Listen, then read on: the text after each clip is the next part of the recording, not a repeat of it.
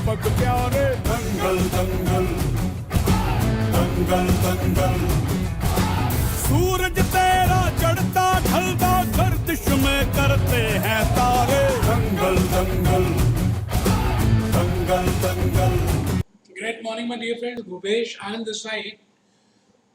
So today I will be starting with the new reading. As you know that there are two readings in this derivatives, specifically for 2018. If I see the syllabus after or on or after 2018, earlier there used to be so many study materials, so many readings. Then they have reduced to 3. Now they have reduced to 2. Now because they have reduced to 2, they have mixed the topics. So the priority of the topics that has been mixed up. So I have taken 3 or 4 lectures in the last reading, that is named as derivative market and instruments. Now I am switching to a next reading named as derivative pricing and valuation. Now why? Because so many concepts are repeated to be again and again. So I want to change the style of learning outcomes, which the priority of learning outcomes which they have given. So firstly I will be taking this, along with that then I will be taking the remaining part from the last reading, and mind you, nothing will be left for you. I will be covering whole syllabus, and then practical problems of last reading, that is derivative market, and this reading, that is derivative pricing and valuation. We will be doing both at the end. You're getting a point? You're getting a point because in the last reading they have told us that please tell us what is the meaning of forward contract, future contract, swap contract, and now in this reading pricing and valuation, they are telling something about how to calculate the value and price of a forward contract, how this value of expiration will be there, what is the difference between forward and future. So all that is repetition. So I have not covered in last reading the same concept which are repeated in this. So I am firstly starting with this, and you also please be on the same priority. So please take on your registers. Great morning. So firstly I am taking with basics of derivative pricing and valuation. Basics of derivative basics. We will be having a basic understanding of derivative pricing and valuation, and the detailed analysis, detailed pricing we will be doing in CFL level number 2, not here. So basics of derivative pricing and valuation, lecture number 1. 15 learning outcomes are there, but we have to cover 3 or 4 learning outcomes of the last reading also. So most probably it will be 20 learning outcomes, and I will be taking some lectures. So I prepared a timeline for the derivatives. We are given with 2 readings. One is derivative market and its instruments, and second is derivative pricing and valuation. Now, because in this we are given with meaning, we are given with forward, future, swaps and options, and all are specifically to be covered in next reading also, because we have to cover the pricing, we have to cover the value, we have to cover the detailed strategies. So these things I have not covered in last reading, so I will be covering along with that. So today I will be starting with forwards, and in this forwards I will be covering these all learning outcomes are given to me in relation to forward, whether it is a case of derivative market or whether it is a case of derivative pricing. Just see to me, learning outcome number C, we have not covered in the last reading, that is define forward contracts. Learning outcome number C again in the last reading, that is derivative market and instruments, compare forward with future. We have not covered, we have to cover. And in this reading, derivative pricing and valuation, we are given with distinguish between value and price of the forward contracts and future contracts. Explain how the value and price of a forward contract determined at expiration and initiation. Describe monetary and non-monetary benefit costs associated with holding an asset and how they affect value of a forward contract. It means they have mixed up the concepts. So earlier there was a separate reading for forward, separate for future, separate for swap. Now they have reduced the readings, but they have mixed up the concepts. So I will be doing, firstly I will be discussing with forward contracts and all the things, all the learning outcomes in relation to forward, I will be discussing on the priority basis, on the preference basis. Then I will be discussing with future contracts. Then all the learning outcomes related with future I will be discussing. Then I will be doing with swaps, FRS and with options. So I will be following this type of methodology in the derivatives. So the point is, no doubt in today's lecture I will be covering with this defined forward contracts. But I cannot cover today the compare between forward and futures. I cannot even cover it in the next 2-3 lectures unless and until I do futures in detail. Then only you can appreciate the difference between forward and futures. So I have put the arrow. I will be doing it after futures. Similarly, distinguish between the value and the price of forward and future. Again, I cannot do it unless and until I tell you something about future. So I have put an arrow. I will be doing it after future. Similarly, here explain why forward and future prices differ, and I cannot tell you because unless and until you are aware of how value of future is being determined. So this is third arrow. So the point is, I will be doing three concepts. I will be doing the three concepts. The first is compare forward and future. Second is distinguish between value and price of the forward and future, and explain why forward and future prices differ. All these three learning outcomes I will be doing it. No doubt, surely I will be doing it, but after futures. So firstly, I will be starting with define forward contracts, and then explain with the value and price of a forward contract, and then describe the monetary, and then futures, and then after that this. So okay, let me start with the journey. LOS of C, that is of derivative market instruments. We have left in the last lecture define forward contracts. So this is learning outcome number C.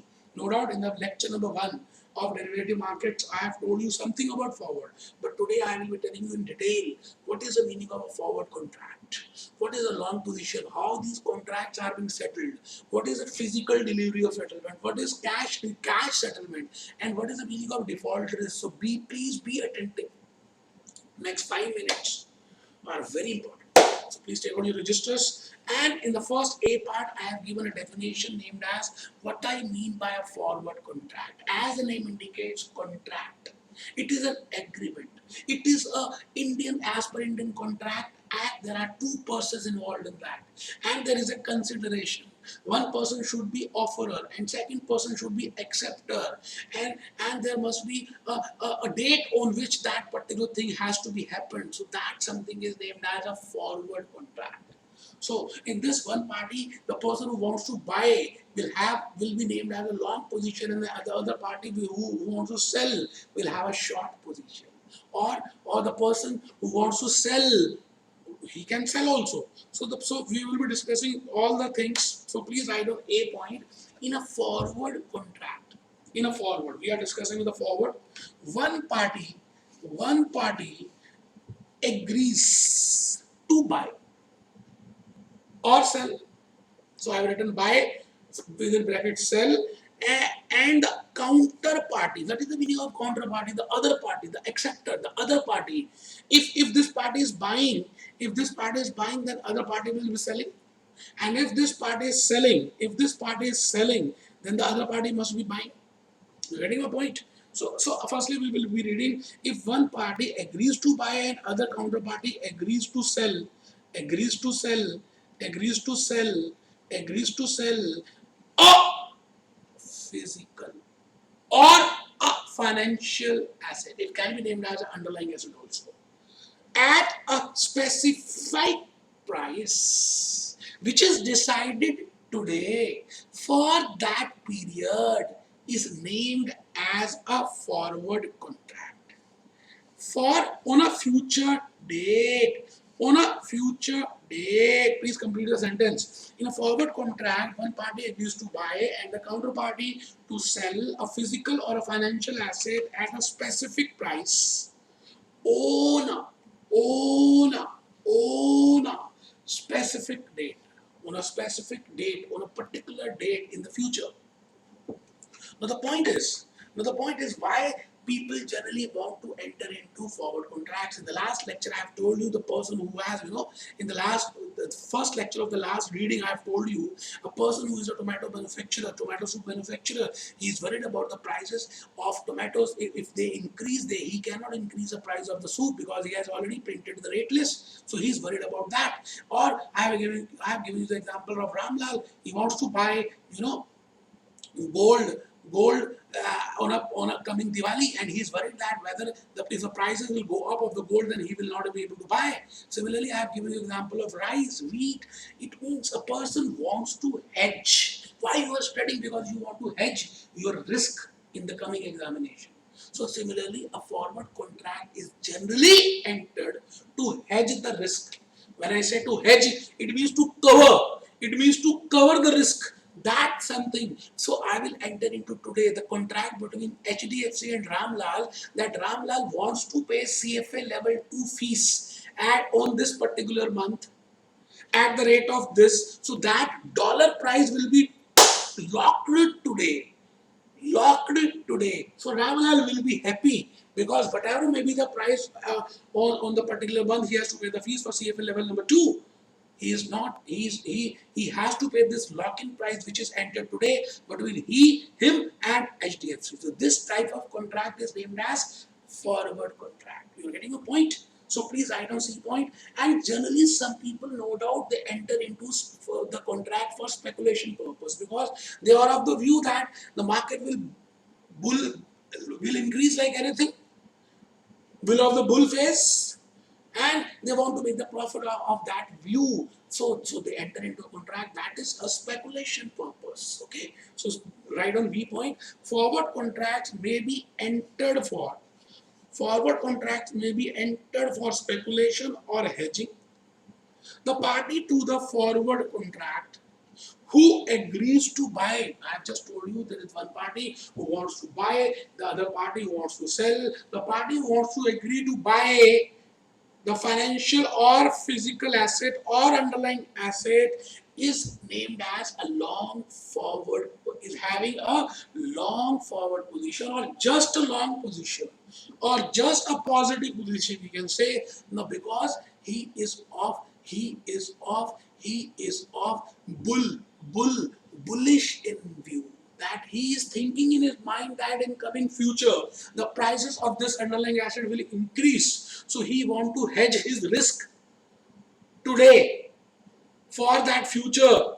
That is named as a forward contract. Similarly, the other counterparty who agrees to sell, if this person says okay I'm ready to buy, and this person says okay I'm ready to sell, this person who wants to ready to sell, I will be saying this person has a short position because he is of the view that market will come down. That's why he's entering into a short position, going the intent. So he must be of bearish in nature, bearish of view.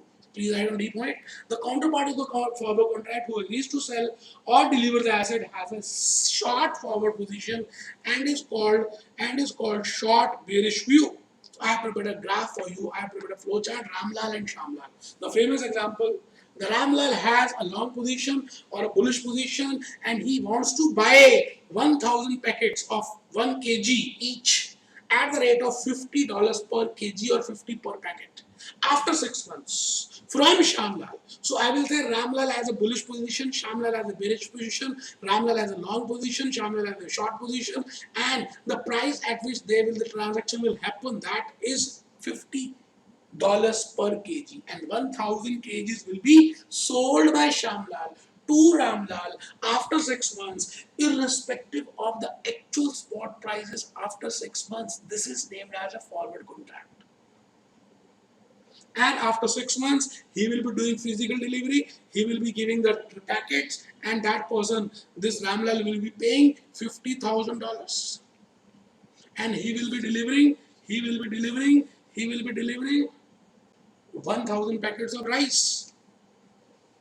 Now the point is, we are discussing forward contracts. Now the point is, in case of futures, there is a concept of mark-to-market initial margin, maintenance margin. But in case of forward contract, neither of the party, neither Ramlal nor Shamlal, have to pay anything for as a deposit, as a margin, as a security deposit. So this is a kind of negative, and this is one of the most important reasons that those monolines they have entered into the contract of which we have discussed in last class, that credit default swaps. And in that case, neither Ramlal nor Shamlal has to make payment in the initial of the contract. And I think Counterparty concept has been introduced now in America. That is not in our course, but that is for OTC forward contract. They have to make the margin money. They have to pay some deposit to central counterparty. So that is not in our course, but still I am just referring it. Read right point number E. Neither Ramlal nor Shamlal has to make any payment on the initiation of the contract. Now the logic is, supposingly, Ramlal has entered into a contract price of 50, and slowly the price of rice per kg after 6 months comes to $70 per kg. It can be anything, or $80 per kg, or $90 per kg. It means Ramlal will have a positive position because he will be having a beneficial, because he will be having a profit of. If I say he can buy at 50 and he can sell at 70, $20 per kg is the profit which he can earn. Or in case the price is 80, he can earn 30 per kg. 30 per kg, $30 per kg. So the point is, if the expected spot price on expiry date is greater than, if the expected spot price on expiry date is greater than forward contract price, it means 50, it means 50 which we have written, and it means 70, 80, 90, as the case may be, it is greater than 50, then buyer Ramlal, in our example Ramlal, please write down Ramlal. In our example, Ramlal will have a positive value because he has a right to buy at 50, but in the market, prices are more than 50. So the difference is positive value. And the same difference, it is a two-way game. And the same difference is a negative value for the other counterparty, that is Shamlal. If it means profit of Ramlal is equal to loss of Shamlal, it is a two-way game, two-sum game. So write down, the seller short position, obligation to sell will have an equal or negative value, and vice versa. Okay, so I am on forward contracts. So I want to explain you each and every point in relation to forward contracts. I will be taking 2-3 lectures for covering all the aspects of forward contract. That is all the learning outcome which I have just shown you. I will be covering each and every learning outcome, even more than that. So next point which you have to write down is G point, that how the forward contracts are actually settled. Now there are two bases of settlement. One is a physical settlement and second is a cash settlement. Generally we do physical settlement, but we have to discuss cash also. For example, in the previous example I have just given you, Ramlal will purchase 1000 kgs of packets of rice from Shamlal at the rate of $50. Now after 6 months, what will happen? First transaction will be, there will be a cash outflow from the pocket of Ramlal, that is $50,000, because he has to pay as per the contract, and Shamlal has to supply 1000 kgs of rice at the rate of 50 to Ramlal, whatever may be the price. So this is named as delivery settlement. So in case of delivery, forward contract, long means Ramlal will pay a certain amount. In this our amount, in my example, that was $50,000 to the short, it means Shamlal, and the short will deliver the underlying asset. In our example, 1000 packets of rice. Just see the example also, flowchart also I prepared for you. Ramlal will pay this much amount, Shamlal will give the delivery of the rice and 1000 packets at the rate of this after 6 months. Now what is cash settlement? This is also very prevalent. Supposedly the prices of the rice, actual spot price after 6 months is $70 per kg. But the contract price is $50 per kg. So instead of taking the delivery, Ramlal can say Shamlal that don't give me the delivery of 1000 packets, just give me $20 per kg as the cash, so that I can purchase it directly from the market. And in the market, the same is available at 70, but to me the cost will be 50 because 20 you are paying as per the forward contract. So this type of settlement is named as cash settlement. Just please prepare the flow chart. Ramlal has a forward contract. Shamlal has to pay. Supposedly the rate is 60 per kg in the market.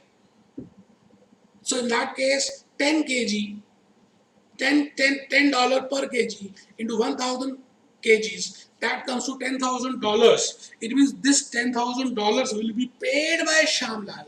Will be paid by Shamlal. A loss to a Shamlal because he has an obligation to sell, and a profit to Ramlal will be there. So last point which we have to discuss in today's lecture is, no doubt we have to discuss we will be devoting 2-3 lectures for forward contract because I have to do valuation part, pricing part, difference part, but all the things of forward contract I will be taking it simultaneously so that you can capture the concepts. Okay, so existence of default risk now, because in case of forward contract there is no margin money, there is no concept of margin money, there is no concept of MTM, there is no concept of initial margin, there is no concept of maintenance margin. So it can be possible that one of the party, the long or short, whosoever is the main loser, can run away, does not perform the contract. So in that case, there involves a default risk. So please write down. For long and short position in a forward contract, default risk is the risk that other party to the contract will not perform, will not perform at settlement.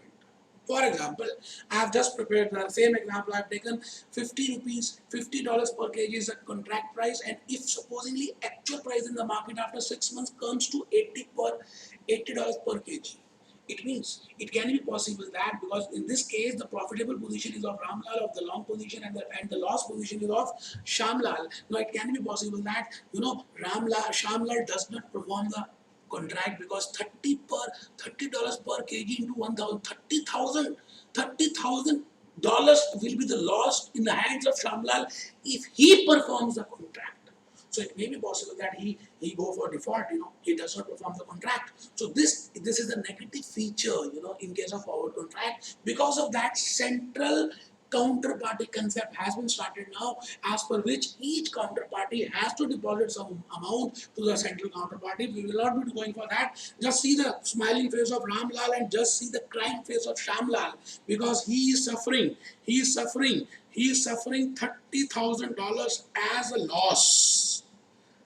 That's why he's crying, and he's enjoying, because as per the contract, he will be getting a profit of $30,000. So there exists a default risk also. My point is, we have discussed the major parts, major points of forward contracts. No doubt we have to discuss the value. No doubt we will be discussing all these learning outcomes, my dear friend. So need not to worry, I will be covering each and every part which I have just shown you. I have just covered defined forward contracts. This is there. I have just covered this. In the next lecture, no doubt I will not be discussing this and this. I will be discussing after future. In the next part, I will be starting with this. Explain how the value and price of a forward contract is determined, plus some remaining part in regard to process of settlement in forward contract, which I have not covered today. I have just told you that settlement is of two types, physical and cash. But I will be telling you something other than that also. So firstly, I will be doing I will be completing settlement of forward contract, and then in the next lecture, next lecture, I will be covering with value and price of a forward contract. Value and price of a forward contract. Hope you have enjoyed the lecture. Be happy, be jolly, be cheerful. I want to just show you some images of this forward contract. Just see to it. A forward contract, a farmer and a bread maker. A farmer is entering into 500 kgs of wheat for a bread maker. So these are the different types of examples or flow charts I have just taken for you. Just see a foreign cash flow of an MNCs. Again, I have given the example that it can be for any underlying asset, for forex, for wheat, for commodities, for metals, for gold, anything. Be happy, be jolly, be cheerful, be happy, be jolly,